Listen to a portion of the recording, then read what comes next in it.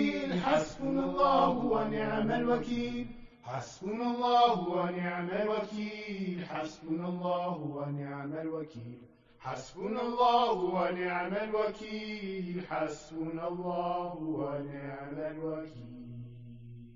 If you have any questions for the show, send your email at k.r@oman-radio.gov.om at k.r@oman-radio.gov.om, knowing your religion, or send SMS to 90406. Don't forget to indicate k.r before sending your questions. And for your comments and suggestions, check out our Facebook, Knowing Your Religion. The next question says, I have not been blessed with children, and I have caretaken a daughter, and my relatives agreed to give up their portion of the inheritance. Can I assign all my wealth to my daughter? No. This is one of the exact incidents that took place during the life of Prophet Muhammad, peace be upon him. And one of the companions, Sa'd ibn Abi Waqqas, has asked him exactly the same question. And when Prophet Muhammad sallallahu alaihi wasallam said to him no, he said, then half of my wealth. And Prophet Muhammad said no. Then he said 1/3 of my wealth. And Prophet Muhammad, peace be upon him, said yes. And even the third is too much. But it is allowed for a person to assign 1/3 of his wealth to those who are not of his heirs, not going to inherit him. And definitely if it is a girl who has taken care of and who has been an orphan whom he took under his guardianship, this is of course a highly rewarding act, and there is no harm on assigning within the 1/3 of his statement of his wealth in his statement to this girl, but he is not allowed to prevent his heirs from inheritance. Allah Ta'ala, if they want later, if they want, as he said that they agreed to give her even their portions, then this is up to them to decide. But he is responsible to leave to his inheritance, to his heirs, and he is allowed to assign in his statement within 1/3 or 1/3 at most to anybody else. Allah Ta'ala knows best. Thank you, Sheikh. The next question says, there is a prophetic tradition saying, if it wasn't for the women and children living in the houses of men who don't turn up for Fajr prayers, I would have burned them down as a punishment. Is this authentic? It's not the exact wording. As far as I remember, that it wasn't limited to Al-Fajr prayer. It was talking about the congregational prayer. And that was an intention from Prophet Muhammad, peace be upon him. He hasn't done so due to the reason that he has explained, that due to the children and women inside the houses. But he was talking about those who are not performing the congregational prayer in the mosques with Muslims, that he would burn their houses due to what they have been committing. But he hasn't done so. Yet, this authentic tradition, this authentic hadith, is the main proof that the congregational prayer is an obligation. We all know that performing prayer is an obligation, but for men who are capable, then it is an obligation for them to perform congregational prayers in the mosques. We all know also that the reward of performing a prayer in a mosque is higher than performing it at houses, at homes, individually. But beside this high reward, it is an obligation, unless there is an acceptable excuse like sickness or due to fear, if there are unusual, unstable political circumstances, then these are acceptable excuses of not attending the congregational prayer.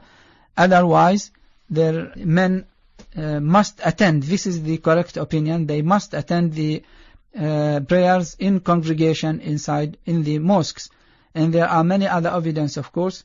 This is, as I said, one of the main evidence used to prove this conclusion. Another evidence is when a blind man, Abdullah ibn Maktoum, came to Prophet Muhammad sallallahu alaihi wasallam. He approached him and he said to him that I am a blind man and old, very old, and I don't have any guide. And Al-Madinah, the city where I'm living, or the Al-Madinah, is full of difficulties and unexpected wild animals. Am I allowed to perform, this was his question, to perform my prayers at home? And Prophet Muhammad, peace be upon him, at the beginning said to him, yes, you are allowed. And when the man was leaving, the Prophet Muhammad called him and he said to him, do you hear the adhan, the call for the prayer? And Ibn Maktoum said, yes. So Prophet Muhammad ﷺ said to him, so you must answer. I can find no excuse for you. So this is another clear evidence that to witness and attend the congregational prayer in mosques is a must upon every capable Muslim man. Allah Ta'ala knows best. Thank you, Sheikh. The next question is about expiation of oath. Say the questioner is saying that he has given an oath that he would not he would not commit a particular sin, and he has after that committed it many times, and now he has repented and he wants to do the expiation of oath, but he doesn't remember how many times he has committed that sin. So does he have to do one expiation of oath, or as many as he can remember? Now, if it is for the same thing, if his oath was about a particular thing, and then he committed that particular thing many times, many scholars say that he is required to perform only one expiation of oath. And this is probably the most suitable, most convenient opinion for him. He is asked, of course, to repent from what he has committed and from not fulfilling his oath.